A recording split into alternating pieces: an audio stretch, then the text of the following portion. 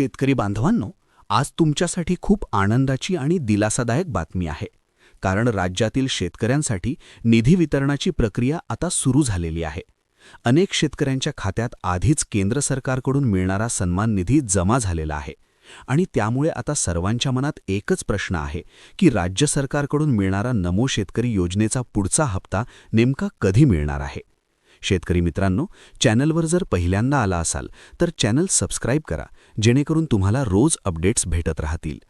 आजकाल सोशल मीडियावर अनेक प्रकारच्या बातम्या फिरत आहेत. कोणी म्हणतं आज पैसे येणार आहेत, तर कोणी म्हणतं उद्या येणार आहेत. पण या सगळ्या अफवांमुळे शेतकरी बांधव अधिकच गोंधळात पडले आहेत. त्यामुळे या व्हिडिओमध्ये आपण कुठलीही अफवा न सांगता फक्त खरी आणि अधिकृत माहिती समजून घेणार आहोत. आधीच अनेक शेतकरी बांधवांच्या खात्यात केंद्र सरकारचा हप्ता जमा झालेला आहे. त्यामुळे आता पुढचा राज्य सरकारचा हप्ता कधी मिळणार याकडे सगळ्यांचे लक्ष लागलेले आहे. याबाबत सरकारकडून स्पष्ट माहिती देण्यात आलेली आहे आणि ती माहिती आज आपण सविस्तरपणे समजून घेणार आहोत. सरकारकडून असं स्पष्ट सांगण्यात आलं आहे की नमो शेतकरी योजना ही फक्त गरजू आणि अल्पभूधारक शेतकऱ्यांसाठी आहे. त्यामुळे या योजनेत काही अटी लागू करण्यात आलेल्या आहेत. या अटी पूर्ण करणाऱ्या शेतकऱ्यांनाच पुढचा हप्ता मिळणार आहे.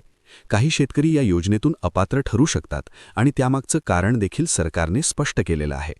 सर्वात आधी बँक खात्याबाबतची अट समजून घेणं खूप गरजेचं आहे. ज्या बँकांमध्ये सतत तांत्रिक अडचणी असतात किंवा ज्या बँकांचे सर्व्हर कायम अडचणीत असतात, अशा बँकांमध्ये हप्ता जमा होण्यास विलंब होऊ शकतो. त्यामुळे सरकारने काही ठराविक बँकांची निवड केलेली आहे, ज्या बँकांमध्येच हा हप्ता जमा केला जाणार आहे. ज्या शेतकऱ्यांनी आधार कार्ड आपल्या बँक खात्याशी जोडलेलं आहे, त्यांना हप्ता मिळण्याची शक्यता अधिक आहे. जर अजूनही आधार लिंक नसेल तर तो त्वरित लिंक करून घेणं खूप महत्त्वाचं आहे, कारण यामुळेच अनेक वेळा पैसे अडकतात. आता जमिनीच्या अटीकडे लक्ष देणं देखील खूप गरजेचं आहे.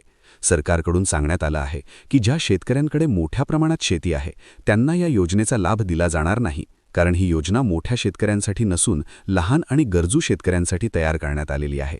ही अट आधी कधी लागू नव्हती, पण आता ती स्पष्टपणे जाहीर करण्यात आलेली आहे.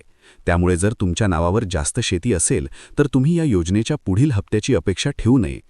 राज्यातील काही जिल्ह्यांची निवड पहिल्या टप्प्यासाठी करण्यात आलेली आहे. या जिल्ह्यांमध्ये नेहमीच आधी निधी वितरित केला जातो, कारण या भागात शेतकऱ्यांची संख्या जास्त आहे आणि शेतीवर पूर्णपणे अवलंबून असलेले शेतकरी मोठ्या प्रमाणात आहेत. पहिल्या टप्प्यात निवड झालेल्या जिल्ह्यांमधील पात्र शेतकऱ्यांच्या खात्यात आधी हप्ता जमा होणार आहे. त्यानंतर हळूहळू इतर जिल्ह्यांमध्ये निधी वितरित केला जाणार आहे. आता सर्वात महत्त्वाचा प्रश्न म्हणजे हा हप्ता नेमका कधी मिळणार आहे.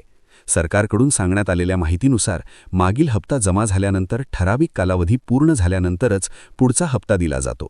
त्यामुळे त्याच नियमानुसार पुढील हप्ता लवकरच जमा होण्याची शक्यता आहे. जर तुमचा आधार कार्ड बँक खात्याशी जोडलेलं असेल, तुमचं नाव पात्र यादीत असेल, तुमच्याकडे मर्यादित शेती असेल आणि तुमची बँक सरकारने निवडलेल्या यादीत असेल, तर तुम्हाला हा हप्ता नक्कीच मिळू शकतो. त्यामुळे अफवांवर विश्वास न ठेवता फक्त अधिकृत माहितीवरच लक्ष ठेवा. आवश्यक कागदपत्रे अपडेट ठेवा आणि बँक खात्याशी संबंधित सर्व माहिती बरोबर आहे याची खात्री करून घ्या.